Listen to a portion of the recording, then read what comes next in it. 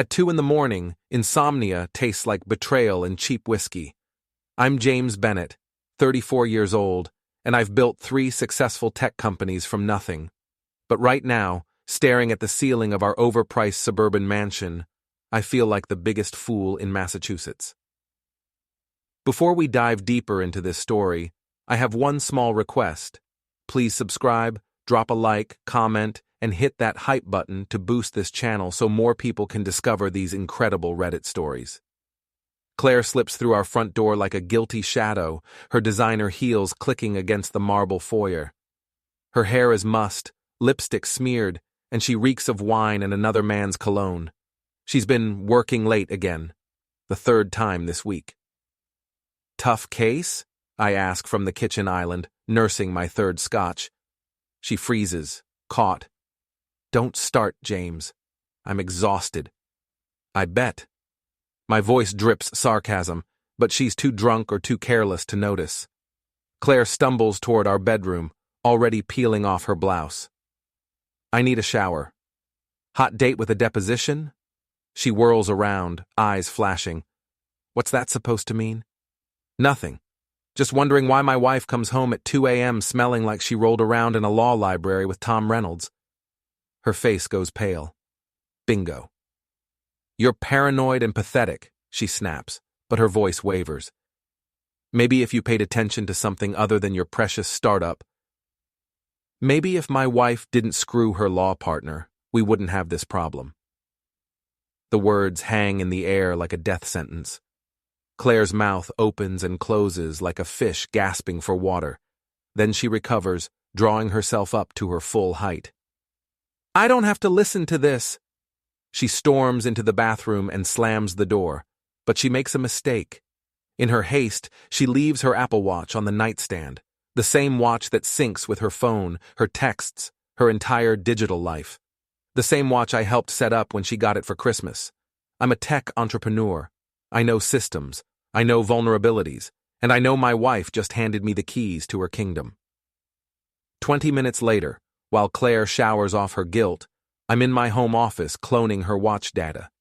Every text, every call, every location ping, it's all there, backed up to a secure server she doesn't even know exists. My phone buzzes. A text from Allison, my assistant. Working late again? You need to get some sleep, boss. Can't sleep. Too much on my mind. Want to talk about it tomorrow? I make excellent coffee and I'm a decent listener. Allison Chen is 29, brilliant, and the only person at my company who treats me like a human being instead of a walking paycheck.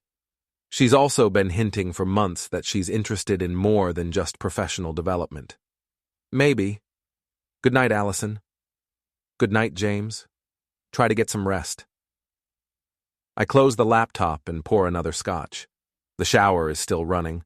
Claire's probably scrubbing off the evidence, washing away Tom's fingerprints and her own shame. But digital evidence is harder to clean. My phone pings with a notification from Claire's cloned watch. A text message from Tom Reynolds. Last night was incredible. Can't wait to do it again after the board meeting tomorrow. Love you.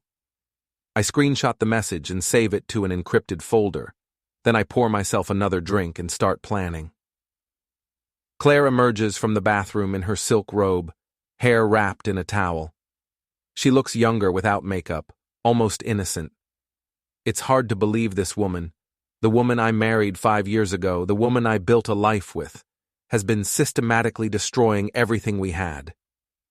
James, we need to talk. Do we? She sits on the edge of the bed, choosing her words carefully. I know things have been difficult between us lately. The business stress, the long hours, the affair with Tom. She flinches. I don't know what you think you know. I know you've been sleeping with Tom Reynolds for at least 6 months. I know you've been meeting him at his loft downtown. I know you told him you love him. I take a sip of scotch, savoring the burn. I also know you've been talking to Rachel about divorce settlements and how to break our prenup. Claire's face crumbles. For a moment she looks like she might confess, might throw herself on my mercy and beg forgiveness. Then her lawyer instincts kick in. You can't prove any of that. Can't I? I show her the screenshot of Tom's text. She goes white as paper. How did you? I'm a tech entrepreneur, Claire. I know things, I see things. And right now, I see a cheating wife who thinks she can take half my assets and walk away clean. She stands up, pacing now, her mind racing through legal strategies. James, listen. No, you listen. Tomorrow morning, you're going to sign a new prenup, one that leaves you with exactly what you brought to this marriage, nothing. You're also going to end things with Tom, quit your job, and disappear from my life. You can't make me do that. Watch me. She stares at me for a long moment, and I see something shift in her eyes. The woman I married is gone, replaced by a cold, calculating stranger. Fine, if that's how you want to play it. She grabs her phone from the nightstand. But I'm not going down without a fight. Wouldn't expect anything less. She storms out of the bedroom, and I hear her making a phone call in the kitchen. Probably to Tom, or Rachel, or her divorce lawyer. It doesn't matter. She can make all the calls she wants. I already have what I need. The next morning arrives gray and bitter, like my mood. Claire left early, probably to strategize with Tom about damage control. She took her coffee in a travel mug and avoided eye contact, which tells me everything I need to know about her intentions. My phone rings as I'm getting dressed. Allison. Morning, boss. You sound terrible. Feel terrible. Can you do me a favor? Always. What do you need? I need you to monitor some communications, discreetly. There's a pause. Allison isn't stupid. She knows I don't ask for favors without good reason. What kind of communications? The kind that might involve my wife and her law partner discussing ways to destroy me financially. Another pause, longer this time. James, are you okay? No, but I will be. Can you help me or not? Of course I can help you. What do you need? I explain the situation, the affair, the texts, Claire's obvious plans to break the prenup and take half my assets. Allison listens without judgment, asking technical questions about data access and legal implications. So basically, you need intelligence gathering, she says when I finish. Exactly. Think of it as corporate espionage, except the corporation is my marriage, and the enemy is your wife. The enemy is anyone trying to steal what I've worked 15 years to build. Allison is quiet for a moment. James, can I ask you something personal? Shoot. Why didn't you see this coming? You're usually so good at reading people. It's a fair question. Because I loved her. Love makes you stupid. Not stupid. Trusting. There's a difference. Is there? Because right now, trust feels like the most expensive mistake I've ever made. It doesn't have to be. Trust can be a weapon if you know how to use it. I arrive at the office an hour later to find Allison has already set up a monitoring system that would make the NSA jealous. She's pulled social media data, cross-referenced phone records, and created a digital map of Claire's entire social network. Your wife has been busy, she says, pulling up a timeline on her laptop. Lunch meetings with Rachel Kim from her law firm, evening work sessions with Tom Reynolds, and at least 6 calls to divorce attorney Patricia Wells. Patricia Wells. I know that name. She's expensive, specializes in high-asset divorces. Her clients usually walk away with everything. Usually. But not always. She lost a big case last year. Tech executive versus cheating spouse. The husband kept everything because he documented the affair and proved financial misconduct. I lean back in my chair, thinking. What kind of financial misconduct? Using joint accounts to pay for hotels, gifts for the lover, that sort of thing. The court ruled it was theft of marital assets. Interesting. Very interesting.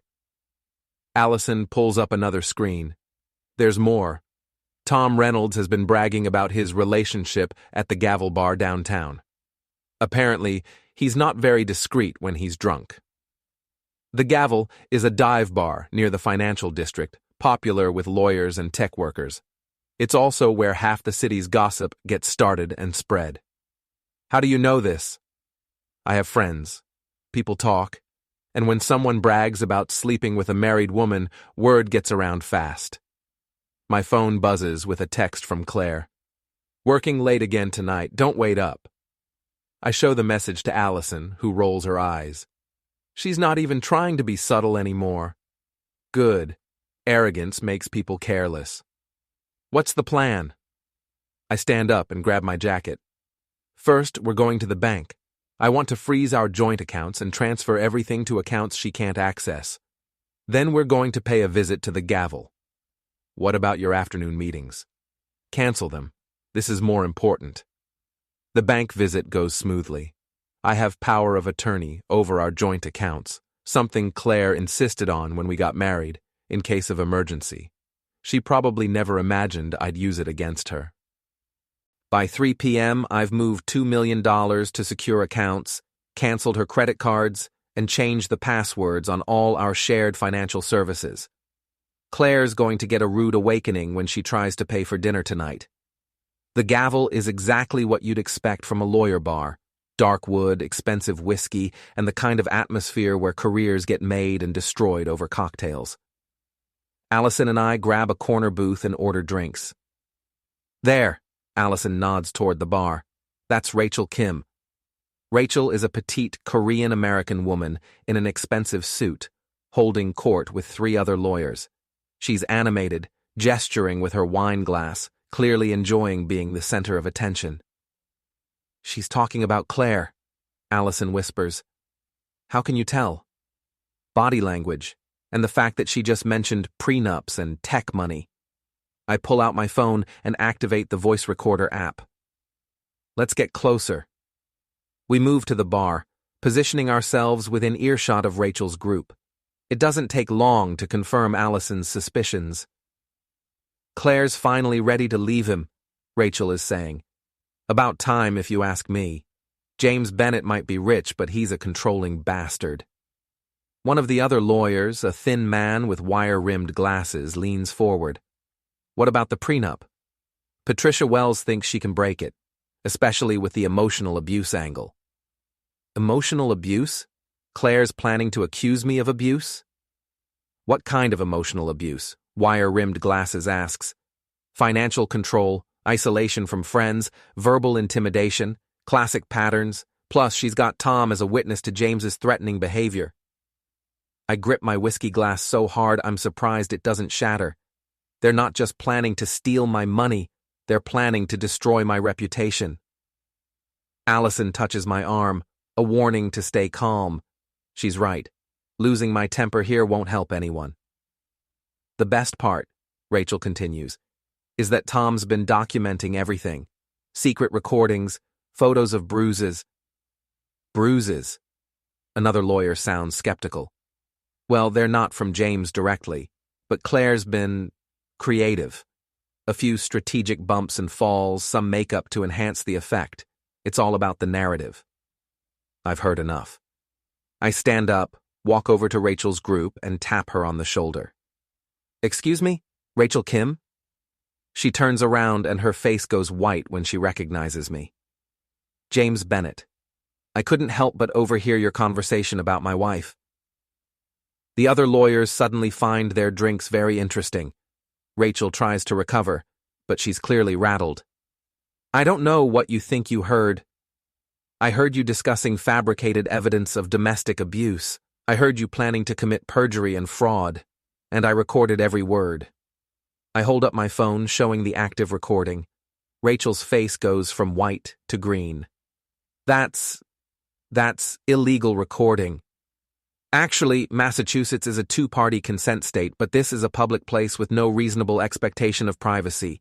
Everything you just said is perfectly legal to record. I smile coldly.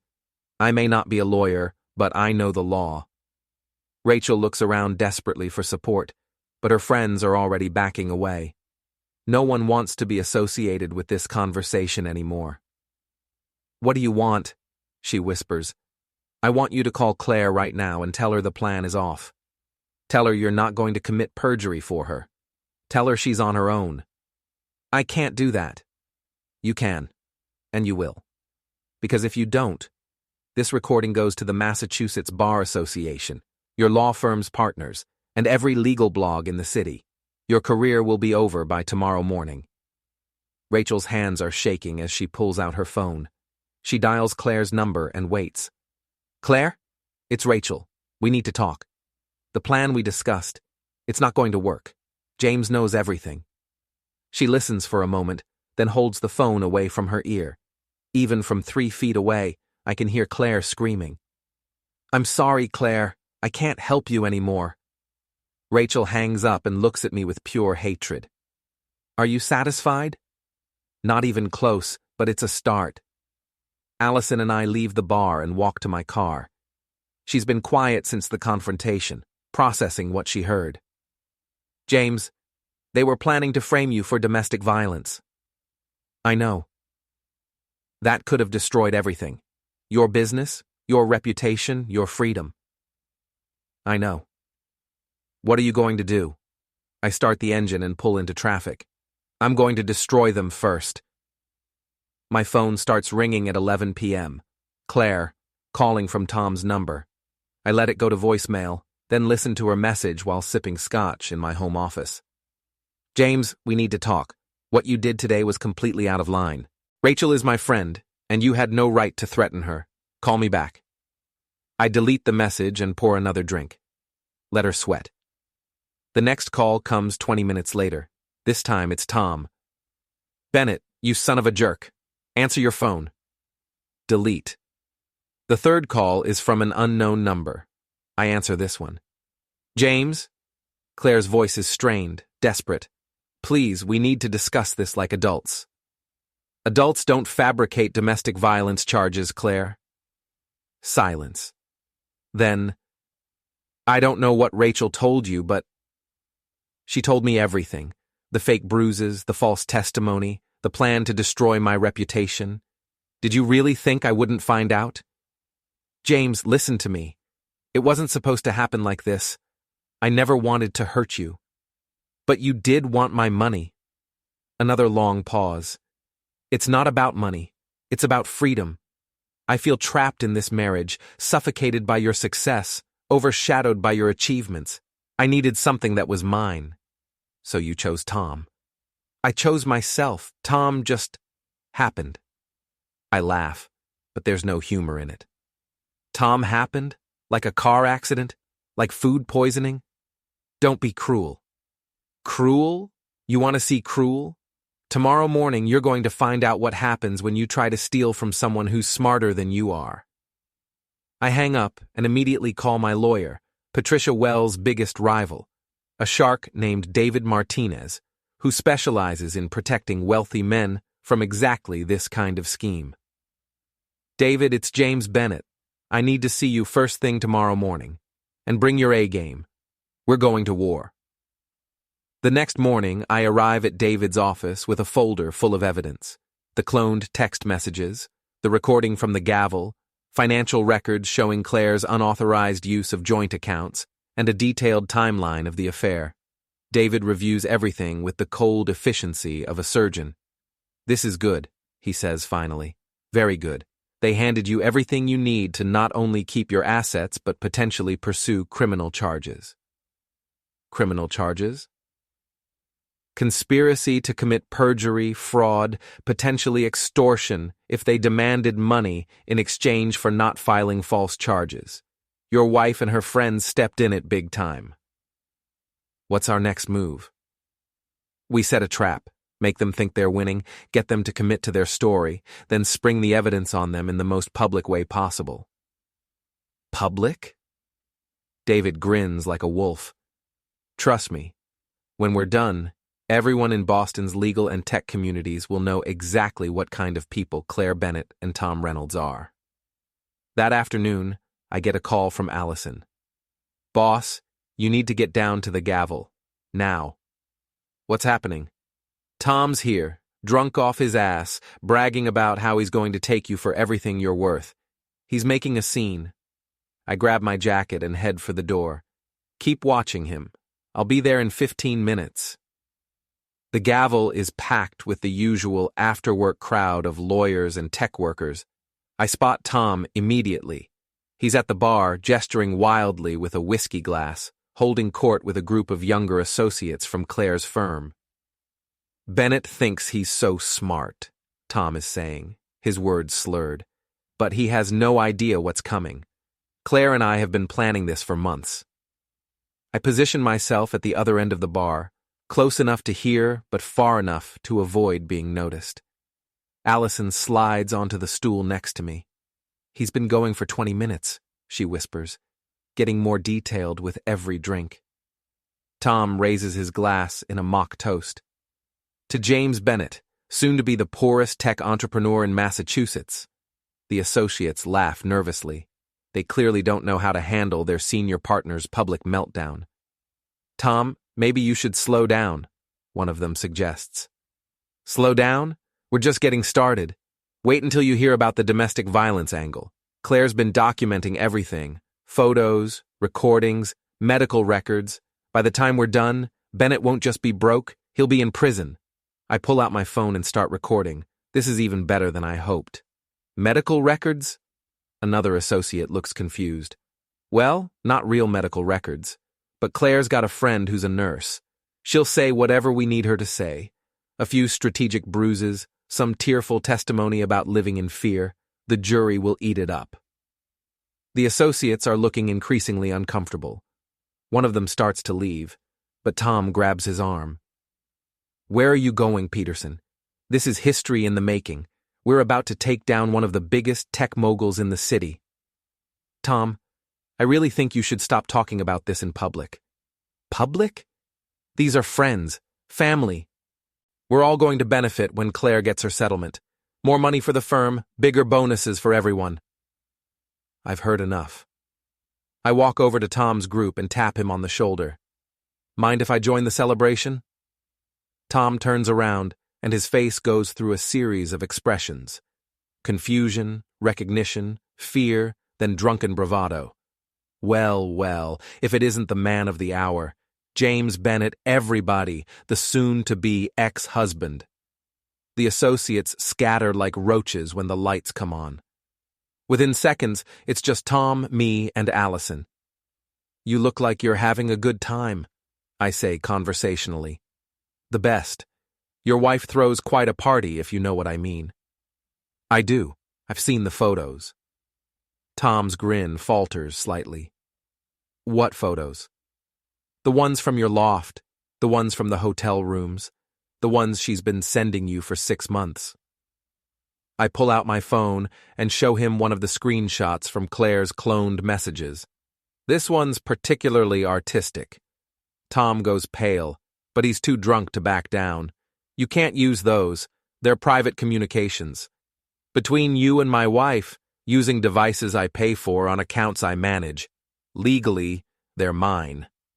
That's not how it works. Isn't it? Tom, you're a lawyer. You should know better than to put criminal conspiracies in writing. Criminal conspiracies? Tom laughs, but it sounds forced. We're getting divorced. It happens every day. Divorce, yes. Perjury, fraud, and extortion, those are felonies. I play back the recording I just made of his drunken confession. Tom's voice fills the air.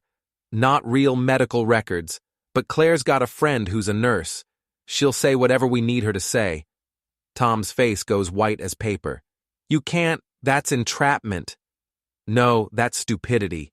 Your stupidity. I lean in close enough to smell the whiskey on his breath and see the fear in his eyes. Here's what's going to happen, Tom. You're going to call Claire right now and tell her it's over. The affair, the plan, all of it. You're going to confess to everything, and you're going to do it where people can hear you. I'm not doing anything. I smile and pull out my phone again. David Martinez is my lawyer now. You know David, right? He's the one who destroyed Patricia Wells in the Hartley case last year. Cost her 3 clients and nearly got her disbarred. Tom's Adam's apple bobs as he swallows hard. David's very interested in your conspiracy. He thinks the Massachusetts Bar Association would love to hear about a law firm partner who suborns perjury and fabricates evidence. How long do you think you'd keep your license? You're bluffing. Am I? Allison, call David and put him on speaker. Allison dials, and David's voice crackles through the phone. James, how's our friend Tom doing? He's right here, David. Say hello. Hello, Tom. I've been looking forward to meeting you. I have some questions about your relationship with Claire Bennett and your plans to commit perjury in her divorce proceedings. Tom looks like he's about to vomit. I need to go. No, you need to make a phone call. I grab his arm as he tries to leave. Call Claire, tell her it's over. Do it now, or David files criminal charges tomorrow morning. Tom's hands are shaking as he pulls out his phone. He dials Claire's number and waits. Claire, it's me. We need to talk. About us, about the plan, about everything. He listens for a moment, then looks at me with pure hatred. No, Claire. It's over. All of it. James knows everything, and he's got evidence. Real evidence. We're done. I can hear Claire screaming through the phone, but Tom hangs up and throws his phone on the bar. There, are you satisfied? Getting there. I pull out a business card and drop it next to his phone. That's David's number. Call him tomorrow morning and schedule a meeting. You're going to give a full confession, and you're going to cooperate with whatever legal proceedings follow. And if I don't, then you'll find out what it's like to practice law from a prison cell. Tom staggers away from the bar, defeated and humiliated. Allison and I watch him go. Think he'll cooperate? She asks. He doesn't have a choice. His career is over either way, but cooperation might keep him out of prison. My phone buzzes with a text from an unknown number. You bastard, this isn't over. C. I show the message to Allison, who shakes her head. She still doesn't get it, does she? No, but she will. Claire shows up at my office the next morning like an avenging angel in a $1,000 suit.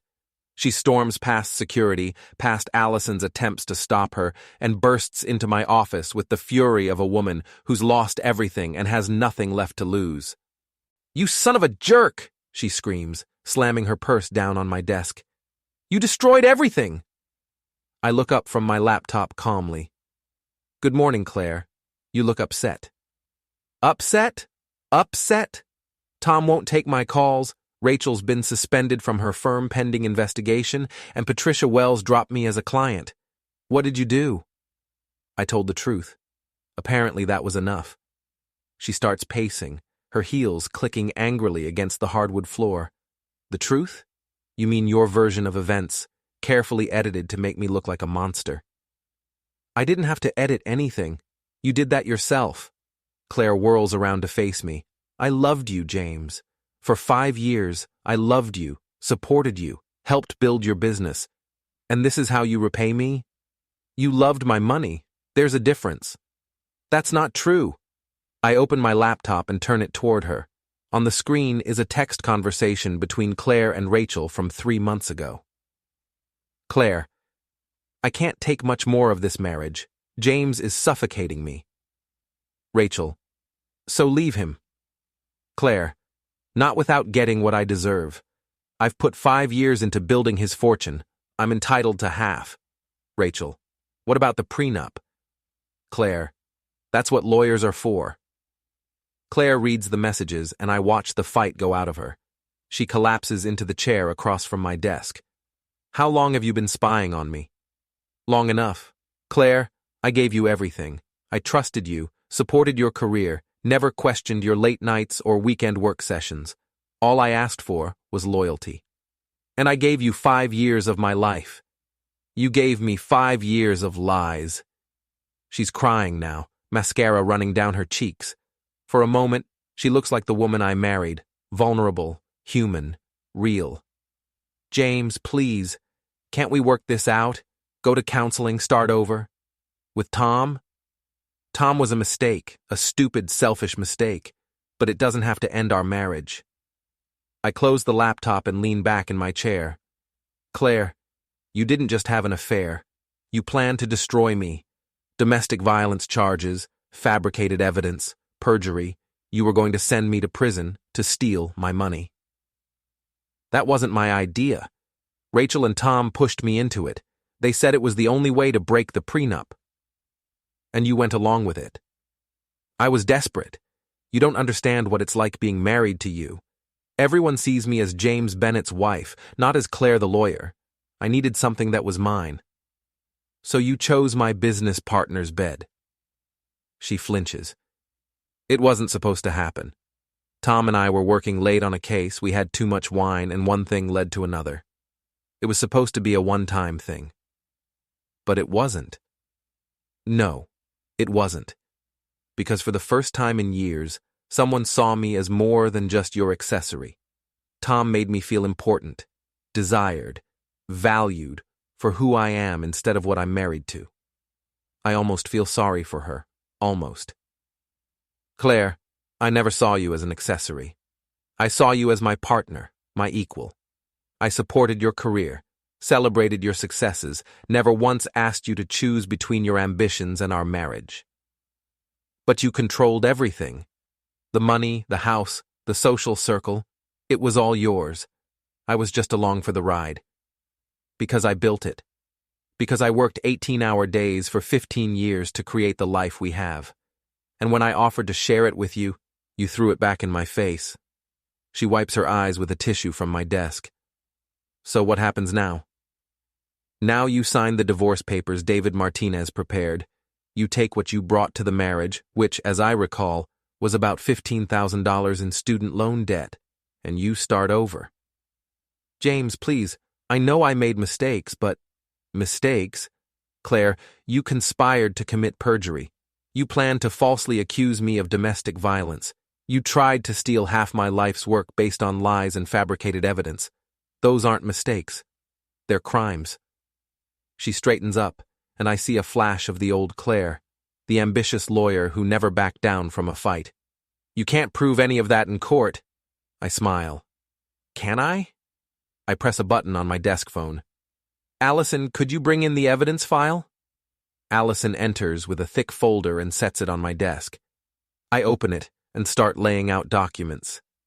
Text messages between you and Tom, detailing your affair and your plans to take James for everything he's worth. Audio recordings of Rachel discussing fabricated evidence at the Gavel Bar. Tom's drunken confession recorded in front of witnesses. Financial records showing unauthorized use of joint accounts to pay for hotel rooms and gifts for your lover. Claire's face grows paler with each item. And my personal favorite, I continue, pulling out a photo, security camera footage from Tom's apartment building showing you entering and leaving at various times over the past 6 months. The timestamps correspond perfectly with the nights you claim to be working late. You had me followed? I had you investigated. Once I knew what to look for, the evidence was everywhere. You and Tom weren't nearly as careful as you thought. She stares at the evidence spread across my desk, and I can see her calculating odds, looking for weaknesses in my case. Even if all of this is true, adultery isn't a crime in Massachusetts, and the prenup has a morality clause. Specifically, it voids your claim to marital assets in case of adultery or criminal misconduct. David thinks the conspiracy charges alone are enough to trigger it, but the affair is just icing on the cake. Claire slumps back in her chair, defeated. What do you want from me? I want you to sign the papers and disappear. No contested divorce, no media circus, no attempts to salvage your reputation at my expense. You walk away quietly, and I don't press criminal charges. And if I refuse? Then David files charges for conspiracy, perjury, and fraud. Tom's already agreed to cooperate in exchange for a reduced sentence. Rachel's firm is throwing her under the bus to avoid scandal. You'll be facing felony charges with no allies and no money to hire decent representation. She's quiet for a long time, staring at the evidence that condemns her. Finally, she looks up at me with something like respect. You really thought of everything, didn't you? I'm a tech entrepreneur. Thinking ahead is what I do. I underestimated you. Yes, you did. The question is, are you going to keep making that mistake, or are you going to cut your losses and move on? Claire reaches for her purse and pulls out a pen. Where do I sign? I hand her the divorce papers David prepared. She reads through them quickly. Lawyer habits die hard, then signs each page with sharp, angry strokes. There. Are you satisfied? Getting there. She stands up and smooths her skirt. For what it's worth, James, I am sorry, not for leaving. We both know this marriage was over long before Tom came along, but for the way I did it, you didn't deserve that. No, I didn't. Will you be okay? It's an odd question from a woman who just tried to destroy me, but I can hear genuine concern in her voice. I'll be fine. I always am. She nods and walks toward the door, then turns back. What about Tom? What about him? Will you destroy him too? Tom destroyed himself. I just documented it. Claire leaves without another word. I watch her go, feeling something between relief and sadness. 5 years of marriage ended with signatures on legal documents and a folder full of evidence. Allison pokes her head into my office. How are you doing, boss? Better than expected. Is David still on retainer? For another month. Why? Because I'm not quite finished yet. The law firm of Morrison, Wells and Associates occupies 3 floors of a gleaming downtown tower, all marble and mahogany, and the kind of intimidating grandeur designed to separate wealthy clients from their money. I've been here twice before, once for my wedding prenup, once for a business contract. Today, I'm here for the final act of my revenge. David Martinez meets me in the lobby, looking like a shark in an expensive suit. Ready for this? He asks. I've been ready for weeks. We take the elevator to the 32nd floor, where Patricia Wells maintains her corner office. She's waiting for us with Tom Reynolds and a nervous-looking associate, who's probably there to take notes and bear witness to the carnage. Patricia Wells is everything you'd expect from Boston's most expensive divorce lawyer. Silver hair, predatory smile, and the kind of confidence that comes from destroying wealthy men for a living. She doesn't look confident today. Mr. Bennett, she says, not bothering to stand. I understand you have some concerns about my representation of your wife. Ex-wife, I correct. And yes, I have concerns. Specifically, I'm concerned about your willingness to suborn perjury and fabricate evidence. Patricia's smile doesn't waver. I'm not sure what you mean. David opens his briefcase and pulls out a thick folder. Perhaps this will refresh your memory. He spreads the contents across the conference table, transcripts of recorded conversations, financial records, photographs, and sworn affidavits from witnesses. It's a prosecutor's dream and a defense attorney's nightmare. This is a recording of your client, Rachel Kim, discussing plans to fabricate domestic violence charges against my client, David explains. She specifically mentions your involvement in developing the strategy. Patricia glances at Tom, who's studying his hands like they hold the secrets of the universe. I never advised anyone to fabricate evidence, she says carefully. No? Then how do you explain this? David slides another document across the table. A billing record showing 3 hours of consultation time devoted to evidence development and witness preparation for a domestic violence case that hadn't been filed yet. Tom finally looks up. Patricia, maybe we should— Shut up, Tom. Patricia's composure is cracking. Mr. Martinez, what exactly are you alleging? I'm alleging that you, Mr. Reynolds, and Ms. Kim conspired to commit perjury, fabricate evidence, and file false charges against my client. I'm alleging that you violated every ethical standard of the legal profession in pursuit of a larger settlement fee. That's ridiculous. I would never— You would, and you did. David pulls out another recording device. This is Tom Reynolds, recorded 3 days ago at the Gavel Bar, describing in detail how you plan to use fabricated medical records and false testimony to frame James Bennett for domestic violence. He presses play. Tom's drunken voice fills the room. Patricia said the domestic violence angle was our best shot. Claire's got a friend who's a nurse. She'll say whatever we need her to say. A few strategic bruises, some tearful testimony about living in fear. Tom's face goes white. That's taken out of context. Is it? I speak for the first time since entering the room. Because it sounds pretty clear to me. You were planning to send me to prison based on lies. James, you have to understand. I understand perfectly. You wanted my money, and you were willing to destroy my life to get it. Patricia Wells has recovered her composure, but I can see the calculation in her eyes. She's trying to figure out how much trouble she's in and whether there's any way to salvage the situation. Even if Mr. Reynolds made some inappropriate statements while intoxicated, that doesn't prove any actual wrongdoing on my part. David smiles. Doesn't it? Because we also have this. He produces a document I haven't seen before, a contract between Patricia's firm and a private investigator named Marcus Webb. Mr. Webb was hired by your firm to develop evidence of domestic violence in the Bennett case. When we interviewed him yesterday, he admitted that you asked him to photograph bruises that didn't exist and create a timeline of abuse that never happened. Patricia's mask finally slips completely. Marcus was supposed to be discreet. He was discreet until we offered him immunity in exchange for his testimony. The room falls silent except for the sound of Tom's labored breathing. He looks like he's about to have a panic attack. What do you want? Patricia asks finally. Justice, I say, but I'll settle for consequences. David pulls out another set of documents. Here's what's going to happen. Ms. Wells, you're going to surrender your law license voluntarily and retire from practice.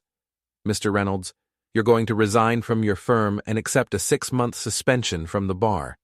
Both of you are going to make full restitution for the money you bilked from other clients using similar tactics. And if we refuse? Patricia asks. Then we turn everything over to the district attorney and let them sort it out. Criminal conspiracy, fraud, perjury, you're looking at felony charges and prison time. Tom breaks first. I'll do it. I'll resign, accept the suspension, whatever you want. Just don't press charges. Patricia glares at him with contempt. You spineless. I have a family, Patricia. I can't go to prison. Neither can I. She turns back to David. Fine, I'll retire. But I want immunity from prosecution. Done, as long as you both cooperate fully with any ongoing investigations. David produces the settlement agreements, and both Tom and Patricia sign them with the resignation of people who know they've lost everything. As we're leaving the building, David claps me on the shoulder. How does it feel? Like justice. Finally. What's next for you? I think about Allison, waiting back at the office with a bottle of champagne and a smile that says she's ready for whatever comes next. I think about my business, my freedom, my future unencumbered by lies and betrayal. Next, I start over. But this time, I choose better. We walk out into the Boston sunshine, and for the first time in months, I feel like I can breathe again. Claire is gone, Tom is finished, Patricia Wells will never practice law again, and I still have everything I worked 15 years to build. Behind me, the law firm of Morrison, Wells and Associates continues its work, but without the woman who gave it its reputation for ruthless efficiency. That woman is cleaning out her office, calling clients to explain why their cases are being transferred, and trying to figure out how to rebuild a life after losing everything that defined her. I should feel sorry for her. I should feel sorry for all of them. But I don't. They made their choices, and now they're living with the consequences. Just like I had to live with the consequences of trusting the wrong people. The difference is, I learned from my mistakes. They're still making theirs. 6 months later, I'm sitting in my office reading the morning news when Allison brings me coffee and the latest update on my former adversaries. Claire's working as a paralegal in Springfield, she reports. Tom's driving for Uber while he serves out his suspension, and Patricia Wells is apparently writing a memoir about her legal career. Good for them. Everyone deserves a second chance. Even after what they tried to do to you? I think about it for a moment. especially after what they tried to do to me. Revenge is satisfying, but forgiveness is liberating. Allison sits on the edge of my desk, something she never would have done when she was just my assistant. Now she's my partner in every sense of the word, business and personal. Any regrets? She asks. About Claire? No. About Tom and Patricia? No. About trusting the wrong people? I pause. Only that it took me so long to figure out who the right people were. She smiles and kisses my forehead. Better late than never. Much better. My phone buzzes with a text from an unknown number. Congratulations on your engagement. I hope you'll be very happy together. C. I show the message to Allison, who raises an eyebrow. How did she know? Small town. News travels fast. I delete the message without responding. Besides, it doesn't matter what she knows. That part of my life is over. And this part is just beginning. Exactly. I pull Allison close and kiss her properly, tasting coffee and promise, and the kind of future I never thought I'd have again. Outside my office window, Boston spreads out in all directions, a city full of opportunities, challenges, and people who are exactly what they appear to be. For the first time in years, I'm exactly where I want to be. The settlement is complete. Justice has been served, and I'm finally, truly free.